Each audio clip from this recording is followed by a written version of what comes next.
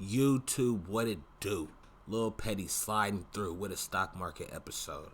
All right, let's get right into the stock market episode. We're going to talk about the trade that I took on SQ. We're going to talk about a little bit of the trades that we're looking forward to coming up, market structure, so this is going to probably be like a 10-minute video. So make sure you guys sit through the whole video, and make sure you guys like, share, comment, and subscribe if you're new. All right, so first things first, we're going to talk about what's going on in the market. The markets we made this bearish turn. The stocks that I'm kind of focused on trading right now I like Square, I like the Trade Desk, and I've kept my eyes on Tesla. So these are kind of the three trades that I'm looking at, and then along with the NASDAQ futures, I haven't opened my futures account back up, but I've just been trading stocks lately. So because there's a lot of volatility right now, and I see a lot of opportunity trading options. But with that being said, the first stock today, let me go ahead and pop up the chart. So this is gonna be more of like a rant frustration. I ended up made some money today. I made like $300. I ended up trading Square, the Trade Desk, and I took a trade on SPY that it didn't go through properly. I lost like $48. But we're gonna mainly focus on this SQ trade, and I wanna get into this time frame. So the trade that I had set up right here, I woke up this morning a little late. I was late to the party, but I already had the mindset of I was looking to short off of a bounce. So this morning the stock. Let's go to the TD Ameritrade because we can see this a little bit better. So right here. So I missed all of this action. I ended up coming to the stock around about 8 o'clock. So as I'm seeing this move come down, I'm like, yeah, it looks like we're probably going to end up breaking this low. So I jumped in short, and that's where you can see over here. I jumped in short into this zone. So I'm playing this as, okay, we want to short this and ride it down to here. Now with the trade, I ended up stopping out early, but I made money on the trade. But the thing is like, you need to, when you go through and you set up your trades, you have a stop, a entry, and a take profit. Now, my problem today was I ended up tagging out inside this yellow zone. I've talked about this in my futures account where you don't tag out in the zone. So I ended up tagging out in the zone. I made a little bit of money, but the reality is I missed a lot of money on the table. So let's go ahead and look at the option chart. This was the trade that I took. I took the SQ, the 210 put right here, made $91 on it, and I took the 200 put. Now, when the trade was going off, what I ended up doing was once the option got into the green, I put my stop in the green, and then one of these candles ended up tagging me out. Now, the reason I'm gonna say that I put the stop in the green early is because I am working with a small account, so I am a little bit more risk managed. But once the capital is built up in the small account, when you're doing small account challenges, then you can have a little bit more risk. So it's kind of like chip. But in these type of situations, I feel that you probably should hold through because you have time, and you're already basically up on the day. So that was the trade overall in the short scope. But basically, what I'm coming to you guys and telling you guys is, when you're trading in your zones, you really don't want to tag out of the zone, unless you're just going for the quick scalp. But if you're going for zone to zone, as you can see how I have my trade set up here, was really from zone to zone. I'm like, okay, I'm up, but I really don't want to see the trade turn around on me, So that's really why I put my stop in the green. But when you have the small account, do you have more capital to end up taking a trade? So after I got out of that trade, I jumped into a put on TTD, and these ones are crazy because these spreads are wild. The Trade Desk spreads are pretty ridiculous. So this stock right here, we ended up jumping in right at this top level. Let me see if you guys can see my fill. What time do we buy the Trade Desk? Let me see. Right here, the Trade Desk. We bought it at 906. Oh no, my bad. We didn't nail the top.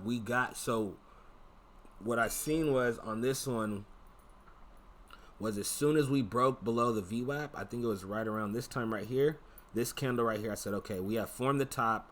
We can set our stop, above at the top of the day and see if this is going to play out. So the option that I ended up trading was the 610 put. Now, this one was a wild one. We ended up grabbing it for, what do we get filled at? We got filled on this trade. I think it was like $3 or something right here. Yeah, 430. So we got filled at 430 on the 610 put. And these options, like the spreads are wide. So long story short, I ended up closing it out for a quick gain. As soon as it broke this level right here, I got alerted and I said, I'm going to go ahead and tag out. It was a quick trade. I made $250 on it. It was pretty good. I ended up buying it, I think, like I said, at 430, and then I sold it for like 7 or something, whatever the 250 difference is. Now, as you can see, these spreads are very wide, so when you're going in here and jumping in these, you don't want to market order. You want to set a limit and try to get filled on like a mid price. So, but this is volatile because this stock is what, $60 out the money on a 4-day contract with a $400 spread. So you gotta be careful playing with these ones. So, but I did take the trade. I've been watching the trade desk for a while, so I kind of look. We had the massive sell-off, and then we had a bounce on Friday. I talked about this on my last video. So the bounce, we had another continuation bounce. This is the level that I was looking for a possible short. And, so we got alerted. Boom. I watched it play out. As soon as this broke down, it was this candle right here. I said, okay, cool. It's time to enter short. Little bit of drawdown, not really watching the account. Got the alert that we got basically towards this area right here, and I tagged out. I said, I'm gonna just take the profit and run with the profit. So now going forward, what am I looking for in Square? What I'm looking for in Square, let me go to this right here, because this is where my real technicals are broken down. So I'm gonna come to the daily chart. Now, the daily chart is what you really want to look at right now in these volatile situations, because you look at the daily chart, you're gonna get a lot of information. As you can see, we are still in this. We're fighting in between these two zones, and we got this massive tail candle that we got to deal with over here. So the more than likely thing is we might hold this low, we might bounce up. So as you can see, this green line right here is a probability where I might want to short.